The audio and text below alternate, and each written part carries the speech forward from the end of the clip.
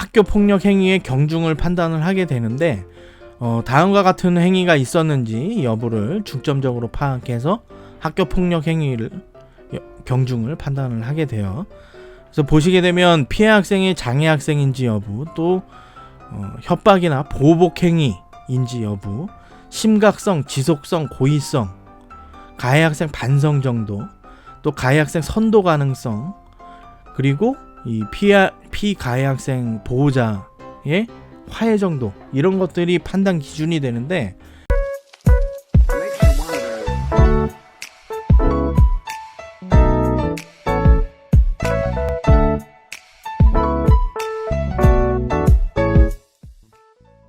여러분 안녕하십니까. 오늘은 학부모님들을 대상으로 학교폭력 예방교육을 진행해 보려고 합니다. 좀 딱딱하고 지루할 수도 있겠지만 좋은 팁을 알려드릴 수 있으니까 영상 끝까지 시청해 주시기 부탁드리겠습니다. 그리고 이 내용은 학교폭력 예방 및 대응 안내 학부모용 교육부 지침을 기초로 제작되었습니다. 혹시 궁금한 점이 있으시면 댓글이나 이메일로 남겨주시면 성심성의껏 답변 드리도록 하겠습니다. 그러면 시작해 보겠습니다. 구독, 좋아요, 알림 설정 해두시면 학교 생활에서 학교폭력이나 선도위원회, 또 교권보호위원회 등의 정보를 얻으실 수 있을 겁니다. 그럼 시작하겠습니다. 학교 폭력이라고 하는 것은 여기 장황하게 쭉 써져 있는데요. 이 내용은 학교 폭력 예방법에 있는 내용이고요. 거의 모든 행위를 이야기하는 거예요. 피해를 받았다고 주장하는 학생 측에서 이러한 일들을 학교 폭력이라고 주장을 하게 되면 일단 확인을 해보고 또 그 내용이 사실인지 아닌지 여부를 판단을 해서 진행을 하게 되는데, 거의 모든 상대방에게 피해주는 행동들이 모두 다 학교 폭력이라고 보시면 됩니다. 그러면 긴급 조치는 뭔지 먼저 알려드릴게요. 일단 학교 폭력이 신고 접수가 되면 심의위원회가 열리게 되는데 그 과정들이 약간 좀 길어요. 그리고 시일이 좀 걸릴 수 있는 부분들이 있기 때문에 학교 폭력이 접수가 되게 되면 학교장이 긴급 조치로 피해 학생에 대한 보호 조치를 내릴 수가 있고, 가해 학생에 대해서 조치를 내릴 수가 있어요. 또 6월 23일부터는 이 긴급 조치 이전에 한 3일 정도, 접수와 동시에 3일 정도까지는 즉시분리 제도가 시행이 되고 있으니까 확인을 해보시면 될 것 같고, 이 즉시분리 제도에 대해서는 기존에 제가 영상 찍어서 올린 게 있거든요. 그 즉시분리 제도 확인해 보시면 될 것 같습니다. 두 번째는 이 전담기구에 대해서 알려드릴 건데요. 교감선생님, 전문상담교사, 보건교사, 학교폭력 책임교사, 이렇게 학부모님들도 들어가 계시고요. 그래서 학교에 따라서는 9명까지도 있을 수 있고 6명 정도로 될 수도 있고요. 요거는 학교마다 다르기는 한데 필수로 들어가야 되는 내부는 이분들입니다. 교감, 전문상담교사, 보건교사, 책임교사, 이렇게 들어가시게 되고, 학부모님들도 필히 들어가셔야 된다는 거 이렇게 알고 계시면 되겠습니다. 그리고 학교장 자체 해결이라고 하는 게 2019년 9월 1일부터 시작이 됐는데요. 이 학교 폭력이 접수가 되게 되면 경미한 건에 대해서 이 조금 전에 말씀드린 전담기구에서 경미한지 여부를 4가지 여부를 이제 심의를 하게 됩니다. 거기에서 경미한 건이다, 또 그 피해 학생 측에서 동의를 한 경우에만 학교장 자체 해결이 진행이 되고요. 전담기구에서 경미한 건이라고 판단을 했지만 피해 학생 측에서 동의를 하지 않는 경우에는 이 학교장 자체 해결로 끝나는 것이 아니라 이 학교폭력 대책심의위원회로 넘어가게 돼서 심의가 진행되게 됩니다. 그러면 구체적으로 좀 알아보도록 하겠습니다. 학교폭력의 유형들을 쭉 알려드릴 건데요. 이 첫 번째는 나와 있는 이 신체 폭력, 이 부분이 예전에 어머님들, 아버님들이 알고 계시던 신체 폭력, 학생들끼리의 뭐 싸울 수 있다라고 이전에는 그렇게 생각을 하셨었잖아요. 그런데 이 신체 폭력은 요렇게 제시가 되는데, 이거 외에도 뭐 언어 폭력이라든가 다음에 제시되는 그런 여러 가지 폭력들이 있거든요. 그래서 이 언어 폭력을 그 다음에 살펴보게 되면 뭐 인터넷, SNS 등으로 퍼뜨리는 상대방의 명예훼손하는 얘기, 또 모욕적인 용어, 뭐 놀린다거나 해를 끼칠 듯한 언행과 문자 메시지 등으로 겁을 주는 행위, 이런 것들이 언어 폭력에 들어갈 수 있어요. 또 지금 쭉 말씀드리는데, 최근에 SNS를 활용해서 인터넷이나 SNS, 문자 메시지 이런 것들로 사이버 폭력도 많이 확인이 되고 있는데, 그런 내용들도 지금 다 학교 폭력의 언어 폭력 유형에 들어갈 수 있게 됩니다. 다음 학교 폭력의 유형에서 금품갈취인데요. 예를 들어 설명을 해드리면, 돌려줄 생각이 없으면서 돈을 요구하는 행위, 옷이나 문구류 등을 빌린다면서 되돌려주지 않는 경우, 뭐 물품을 망가뜨리고 돈을 걷어오라고 하는 것들, 또 여학생들 같은 경우는 화장품 빌려가지고 다 쓰고 이제 껍데기만 돌려준다든가, 기타 여러 가지 이런 것들이 다 금품갈취에 해당이 되게 됩니다. 강요라고 하는 것도 있어요. 강요.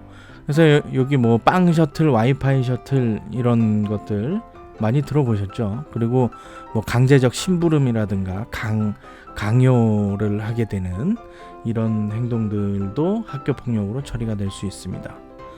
따돌림이라고 하는 것은 이제 뭐 둘 이상이 한 학생을, 또 아니면 둘 이상이 뭐 한두 명의 학생을 의도적으로 반복적으로 피하고 놀리고 빈정거리고 면박 주고 비웃고 뭐 다른 사람들, 또 다른 학생들과 어울리지 못하게 막기도 하는 그런 것들을 이야기하는데, 요 따돌림에 대해서도 학교 폭력으로 처리가 될 수 있습니다. 다음 성폭력인데요. 이 성폭력 사안은 학교 폭력으로 확인이 되게 되면 경찰에 신고를 하게 돼 있어요. 그래서 112 신고를 해서 경찰 쪽에서도 진행이 되고요.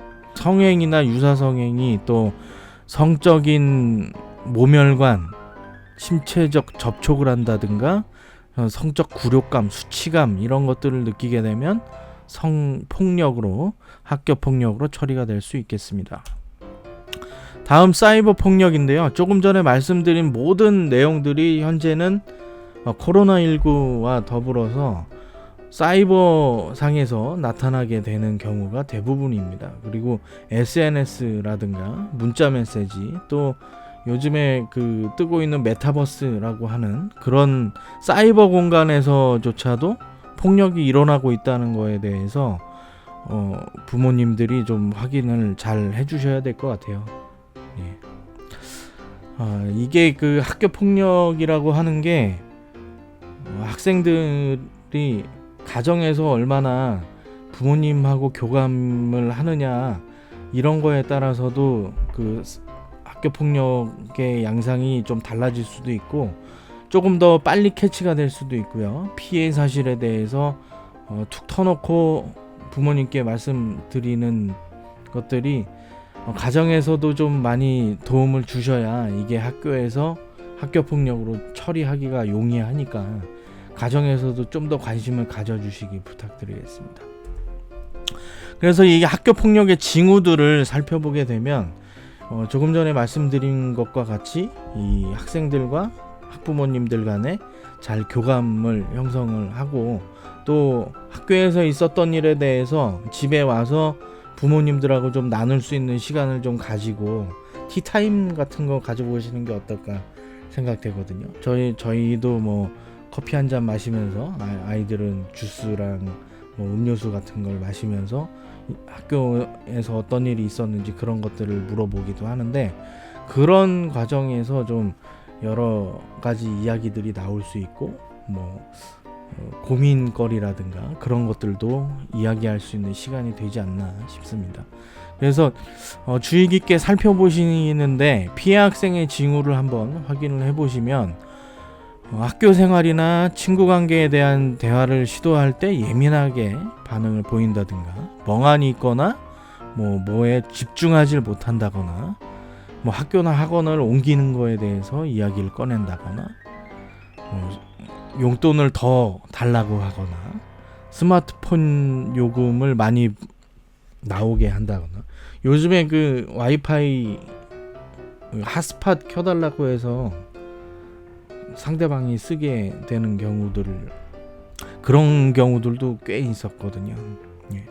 그리고 또 스마트폰을 보는데 몰래 보고 불편하게 행동을 한다든가 수련회나 봉사활동 수학여행이라든가 그 학교의 단체 활동에 참여하지 않으려고 하는 그런 행동들을 보이게 될 때 피해 학생의 징후로 나타나지만 이런 내용이 꼭 있다고 해서 학폭 피해자다라고 단정 지을 수는 없는데 이런 것들이 보이시면 한 번쯤은 아이하고 좀 대화를 해보셔야 이 학교 폭력의 징후를 빨리 파악하실 수 있게 됩니다. 다음 가해 학생 징후 살펴보겠습니다.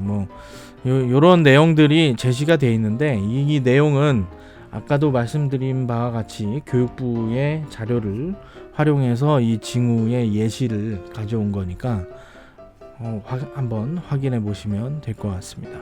사전 예방을 할 때에 부모님과 아이들과 어떤 이야기를 해야 되는지 한번 살펴보도록 하겠습니다. 아이에게 친구를 놀리고 고의로 소외시키거나 괴롭히는 행동도 학교 폭력이라는 사실을 알려주시기 부탁드릴게요. 그래서 고의로 소외시킨다고 하는 건 이거는 따돌림에 해당할 수 있거든요.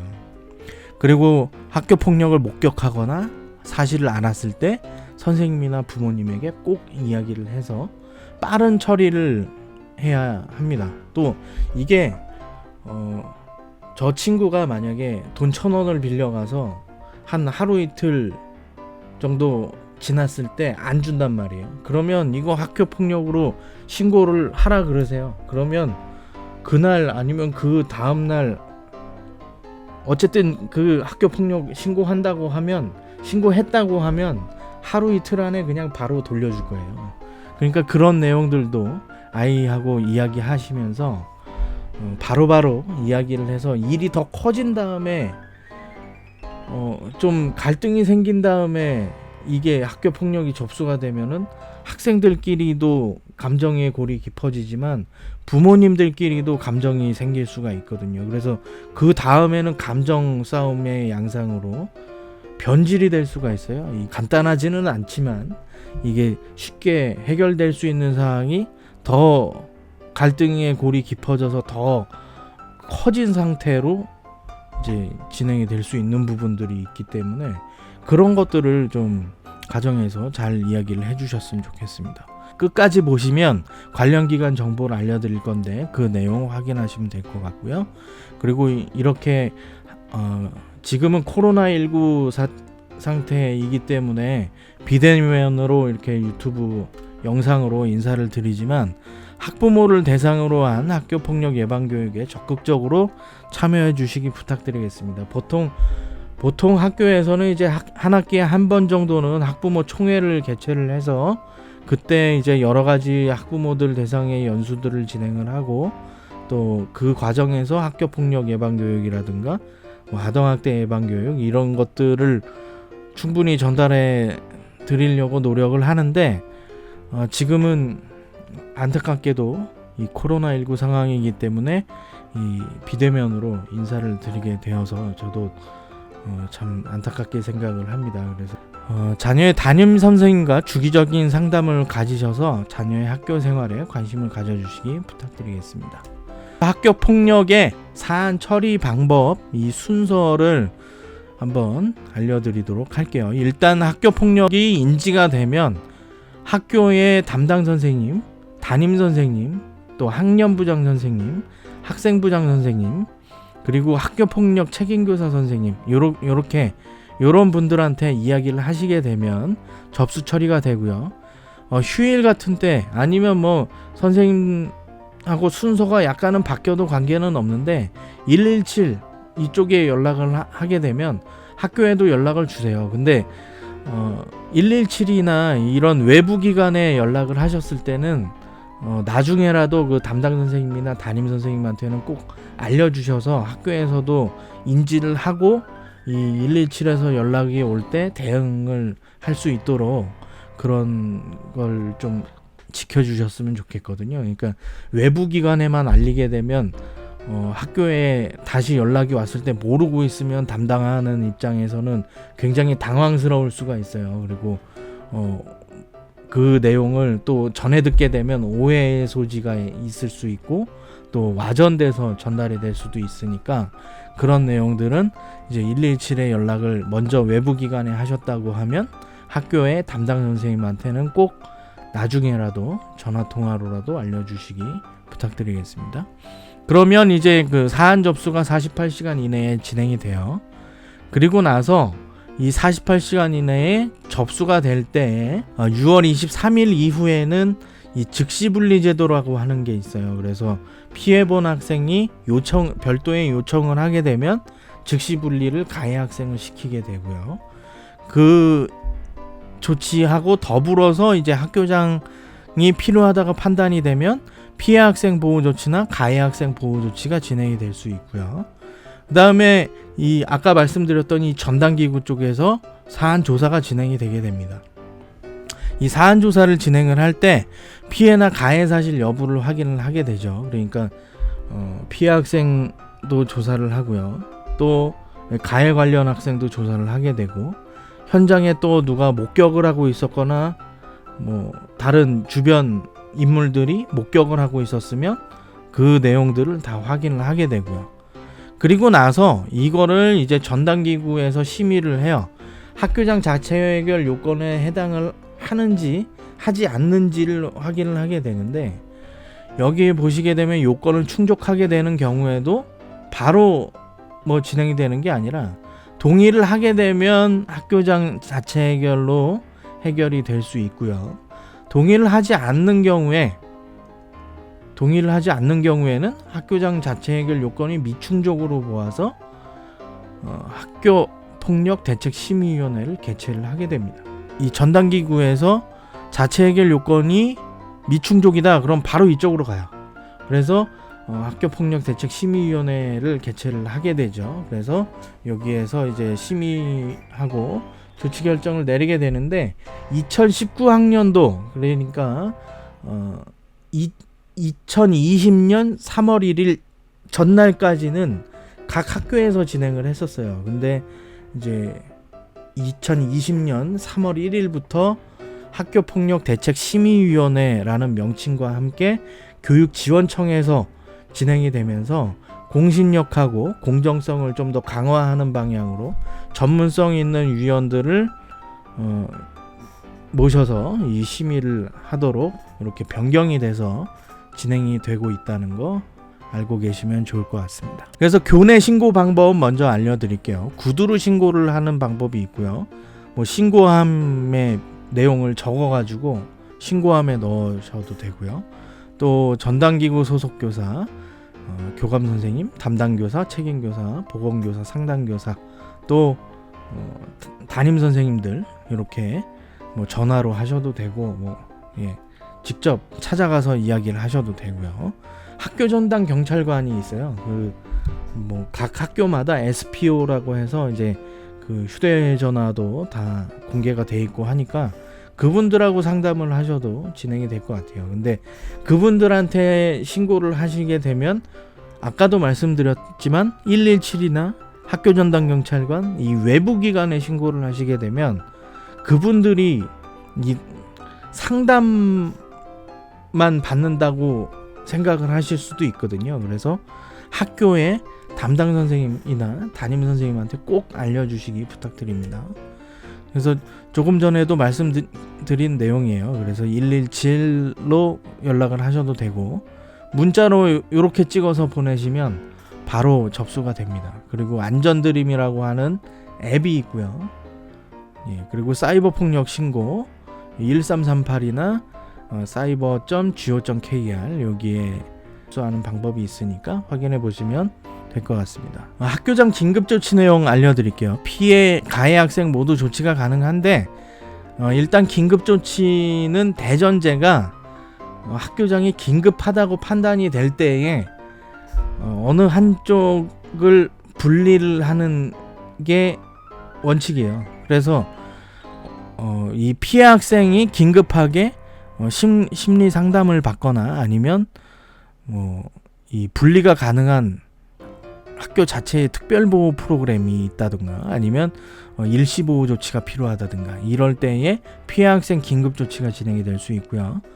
가해 학생 긴급조치는 서면사과, 보복행위 금지, 학교에서의 봉사, 특별교육 이수, 출석 정지 이렇게 내릴 수 있는데 이런 부분들은 이제 각 학교의 사정에 따라서 학교장의 그 긴급하다고 판단되는 경우에 이렇게 진행이 되게 되니까 요거는 관련된 그 담당 선생님과 상의를 해보시는 게 좋을 것 같습니다. 여기 그 가장 아래에 있는 내용이 있는데요. 가해 학생 긴급조치를 거부하거나 회피하는 경우에는 법령이나 학칙에 따라서 징계가 이루어질 수 있다라고 되어 있는데 가해 학생 긴급조치를 거부하게 되는 경우에는 선도위원회에 상정이 되어서 학교 폭력 사항과 별개로 선도위원회의 처분이 또 나갈 수 있다고 하는 거 기억하시면 될 것 같습니다. 가해 학생 우선 출석 정지 조치가 있는데요. 이 내용은 이제 가해 학생 우선 출석 정지 조치는 여기 4가지 요건에 해당하는지 여부를 판단을 해서 출석 정지를 할 수 있게 됩니다. 확인을 해보도록 할게요. 2명 이상이 고의적 지속적으로 폭력을 행사한 경우, 전치 2주 이상의 상해를 입힌 경우, 또 신고 진술 자료 제공 등에 대한 보복을 목적으로 폭력을 행사한 경우, 피해 학생을 가해 학생으로부터 긴급하게 보호할 필요가 있다고 판단하는 경우, 이렇게 4가지 요건에 해당이 되게 되면 출석 정지 조치가 될 수 있습니다. 이 내용도 이제 그 학교장이 혹시 자체 해결을 하는 경우에는 출석 기간으로 인정을 받을 수 있게 되니까 사항에 해당이 된다고 하면 담당 선생님과 확인을 해보시면 될 것 같습니다. 사안 조사에서 이 사실 확인 방법인데요. 확인서가 있어요. 그래서 피해 학생 확인서, 관련 학생 확인서라고 해요. 저희는 관련 학생 확인서, 보호자 확인서가 있고요. 또 목격 학생 확인서 이렇게 있을 수 있어요. 그리고 혹시 관련된 학생과 학급을 대상으로 설문조사를 할 수도 있겠고요. 증거 자료를 이메일이나 SNS, 문자 메시지, 또 이런 온라인상 화면 캡처 이런 것들을 다 수집을 하게 되고요. 진단서나 소견서 이런 것들도 다 확인을 하게 되죠. 그래서 혹시라도 이제 사과가 필요한지, 처벌이 필요한지, 치료비, 합의, 재발 방지 요구 이런 것들이 어떤 걸 요구를 하는지, 피해 학생 쪽에서 어떤 걸 요구하는지 명확하게 학교 쪽에 전달을 해주시면 처리를 하는데 많이 도움이 됩니다. 학교 폭력 행위의 경중을 판단을 하게 되는데 다음과 같은 행위가 있었는지 여부를 중점적으로 파악해서 학교 폭력 행위를 경중을 판단을 하게 돼요. 그래서 보시게 되면 피해 학생이 장애 학생인지 여부, 또 협박이나 보복 행위인지 여부, 심각성, 지속성, 고의성, 가해 학생 반성 정도, 또 가해 학생 선도 가능성, 그리고 이 피가해 학생 보호자의 화해 정도, 이런 것들이 판단 기준이 되는데, 일단 장애 학생인지 여부에 따라서 장애 학생이 학교 폭력 대상이 되게 되면 가중 처벌이 될 수 있고요. 또 보복 행위를 한 경우에도 가중이 될 수 있고요. 그리고 심각성, 지속성, 고의성 여부를 단계별로 좀 판단을 해서 이게 좀 심각하다 싶으면 심각성이 높을 수 있겠고, 지속적으로 이전부터 1년 이상 아니면 한 달 전부터 지속적으로 했다라고 판단을 한다면 지속성이 높을 수 있겠고요. 일부러 와서 때린 경우 이런 것들은 고의성이 높다고 보여지겠죠. 그런데 이런 부분들도 가만히 되지만 가해 학생이 실제 내가 반성을 하고 있다라는 모습을 보이면 그런 부분들에 있어서는 약간 좀 경감이 될 수 있는 거고요. 또 나는 앞으로 이런 행위를 하지 않을 거고 앞으로 개선된 모습을 보이겠다라는 다짐을 해준다고 하면 이 가해 학생 선도 가능성이 높기 때문에 이런 부분에 있어서 경감을 받을 수 있겠죠. 또 피가해 학생 간 또 보호자 간 화해가 잘 되었다고 하면 그런 부분들도 경감이 될 수 있는 내용에 해당이 되니까 이런 내용들을 정확히 좀 파악을 하셔서 학교 폭력이 발생이 하였다고 하면 또 저희 쪽 입장에서는 이제 모든 학생들이 다 학교를 잘 다니게 하는 게 목표거든요. 그렇기 때문에 그 학생들이 잘 관계를 이전 상태로 회복을 해서 학교를 잘 다닐 수 있게 그렇게 안내도 하고 있습니다. 그리고 이 관계회복 프로그램 관련해서 제가 다른 유튜브 영상 컨텐츠를 만들어 갖고 올려놓은 게 있으니까 관계회복 프로그램 관련해서 궁금한 분들이 있으시면 그 영상을 참고해 주시기 부탁드립니다. 전담기구에서 진행하는 내용을 한번 확인을 해볼게요. 사안조사를 하고 학교장 자체결 충족 여부를 심의를 한다고 말씀을 드렸죠. 충족을 하게 되면 학교장 자체결 동의 여부를 확인을 해서 동의를 하게 되면 학교장 자체결로 끝나게 되고요. 부동의를 하거나 이 학교장 자체결 요건에 충족하지 않는 경우에는 학교폭력대책심의위원회가 개최가 되어 교육지원청에서 진행을 하게 되고요. 그 관련된 내용들이 이제 교육지원청으로 다 이제 그 서류나 관련된 사안에 관련된 내용들이 다 넘어가게 되고요. 그래서 이 심의위원회에서 피가해 학생 조치를 결정하게 되고 관련 학생 보호자 통보 이런 것들도 다 심의위원회에서 관련 학생 및 보호자 통보를 하게 됩니다. 학교장 자체 해결 요건에 해당하는지 4가지 요건을 확인을 하게 되는데 이거를 이제 OX로 판단을 하게 되거든요. 전담기구에서 OX로 판단을 해요. 근데 이거에 만약에 하나라도 해당이 된다. 하나라도 해당이 된다라고 하면 학교장 자체 해결 요건이 아닌 거예요. 2주 이상의 신체적 정신적 치료를 요하는 진단서를 발급받지 않은 경우 모두 다 동그라미가 나와야 되는 거예요. 그래서 발급받지 않았다. 이게 발급을 받고 학교에 제출을 해주셔야 돼요. 전담기구가 열리기 전까지 제출을 해주셔야 되거든요. 그래서 이 진단서를 발급받지 않은 경우에 해당이 된다 하면 동그라미가 되겠고, 재산상 피해가 없거나 즉각 복구된 경우 요것도 이제 동그라미가 되고, 학교 폭력이 지속적이지 않은 경우 동그라미, 그리고 학교 폭력에 대한 신고, 진술, 자료 제공 등에 대한 보복 행위가 아닌 경우 이렇게 동그라미가 4개가 다 나오게 되면 학교장 자체 해결 요건에 해당이 되는 거예요. 그런데 요 4가지가 다 동그라미가 나왔어요. 바로 학교장 자체 해결이 될까요? 안 될까요? 좀 전에 계속 말씀드렸죠. 피해 학생 측에서 동의를 하는 경우에만 자체 해결에 해당이 되는 거예요. 그래서 혹시라도 피해 학생 측에서 동의를 하지 않는다라고 하면 이 학교폭력대책심의위원회로 관련 자료들도 넘어가고 개최 요청서를 보내게 됩니다. 그래서 그 학교장 자체 해결을 할 때는 양쪽에서 화해 여부하고 용서하고 조금 전에 말씀드린 이 관계 회복 정도에 따라서 이 자체 해결이 될지 안 될지가 결정이 되기 때문에 이런 부분들을 잘 조율을 하셔야 될 것 같고 담당 선생님하고 잘 이야기를 해보셔야 될 것 같아요. 그리고 혹시 이 피가해 학생 간 만나서 해결을 해보고 싶다라고 하면 이게 양쪽에서 부모님들끼리나 학생들 간에 동의를 하지 않으면 그 연락처를 제공을 해드릴 수가 없거든요. 그런 부분들도 담당 선생님하고 확인을 해보시고 진행을 하시는 게 좋을 것 같습니다. 학교폭력대책심의위원회에 대해서 알려드리도록 하겠습니다. 2020학년도부터 학교폭력대책심의위원회로 이관이 되어서 진행이 되는데,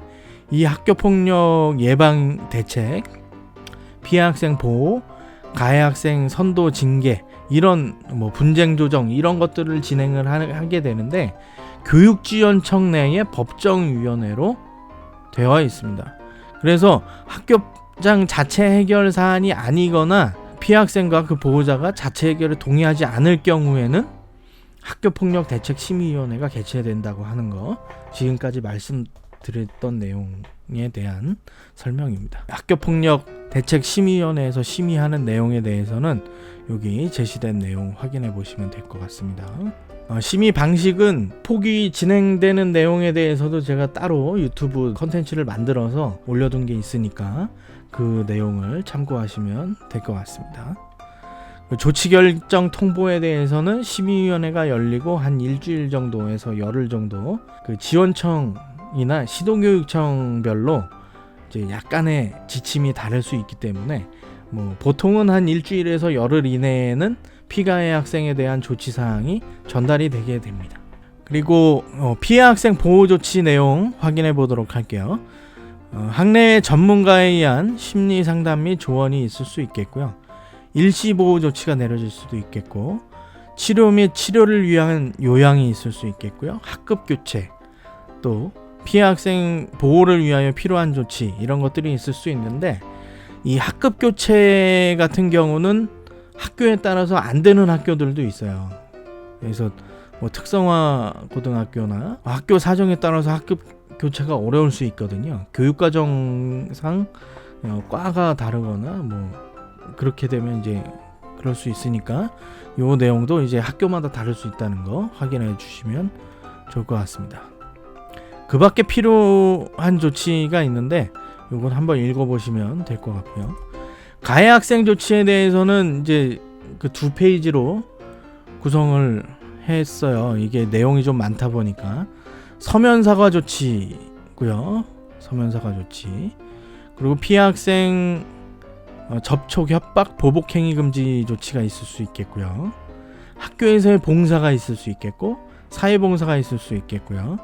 그리고 학내 전문가에 의한 특별교육 이수 또는 심리치료가 있을 수 있겠고, 다음 페이지에 있는 출석 정지, 학급 교체, 전학, 퇴학 처분이 있을 수 있겠는데, 이 내용에 따라서 가해 학생의 조치 결과에 대해서는 생활기록부에 기재가 되기도 해요. 가해 학생 조치에 대해서는 서면 사과의 경우에는 이제 별도로 부과되는 경우가 없지만, 이제 2호 조치 이후로 진행이 되게 되면 이제 학생의 특별교육이 또 부과가 될 수 있고, 또 보호자의 특별교육이 부과가 될 수 있거든요. 그래서 이 조치와 별개로 또 특별교육이 몇 시간씩 부여가 될 수 있으니까 그 내용을 좀 확인을 해 보시면 좋을 것 같습니다. 관계 회복 프로그램에 대해서 안내를 해드릴게요. 그리고 구체적으로 진행하는 방법에 대해서는 다른 영상에 컨텐츠를 올려두었으니까 확인해 보시면 될 것 같고요. 원래 상태나 일상생활로 돌아갈 수 있게 관계 회복 프로그램을 실시한다고 하는 거 확인해 주시면 될 것 같습니다. 피해 학생의 의사를 우선적으로 고려해서 진행이 되고, 양쪽이 동의했을 때만 진행이 돼요. 그리고 혹시 한 학생을 세 명의 학생이 괴롭혔다라고 하는데 가해 쪽에서 한 명, 피해 쪽에서 한 명만 동의를 했다라고 하면 이 둘만 진행이 되는 거예요. 나머지 두 학생에 대해서는 동의를 안 하면 진행이 안 될 수도 있고, 하다가 불편해서 하기 힘들다라고 하면 언제든지 중단할 수 있으니까 그 내용도 알고 계시면 좋을 것 같습니다. 그리고 분쟁 조정에 대해서도 이렇게 안내를 하고 있으니까 심의위원회에 분쟁 조정 신청서를 작성해서 신청한다고 하는 걸 기억하시면 될 것 같습니다. 이 내용도 한번 읽어보시면 좋을 것 같고요. 아까 말씀드린 이 학교폭력 신고 도움 기관에 대한 안내입니다. 그래서 1388도 있고, 푸른나무 재단, 대한법률구조공단, 위프로젝트, 또 도란도란 학교폭력 예방, 그 에듀넷 티클리어가 있고 경찰청 사이버 안전지킴이, 안전드림, 그 스마트 쉼센터 이런 다양한 기관들이 있으니까 여기에 도움을 받으셔도 되고요. 한 번 더 말씀드리지만 외부 기관에 신고를 하셨을 경우에 117로 신고를 하셨을 경우에 담당 선생님한테 꼭 알려주시기 부탁드리겠습니다. 그래야 좀 원활하게 진행을 할 수가 있거든요. 예. 그래서 오늘 알려드린 내용은 학교폭력 예방 및 대응 안내 학부모용 교육부 자료를 기초로 해서 제작을 했고요. 혹시 이 내용 외에도 궁금한 사항이 있으시거나 또 뭐 별도로 안내드릴 사항이 있으시면 댓글이나 이메일로 보내주시면 성심성의껏 답변 드릴 수 있도록 하겠습니다. 그럼 학교 폭력 없는 학교를 만들기 위해서 최선을 다하고 있는 훈이쌤 인사드리겠습니다. 예. 다음 영상에서 또 뵐게요. 구독, 좋아요, 알림 설정 부탁드리겠습니다. 다음 영상에서 뵙겠습니다. 감사합니다. 안녕.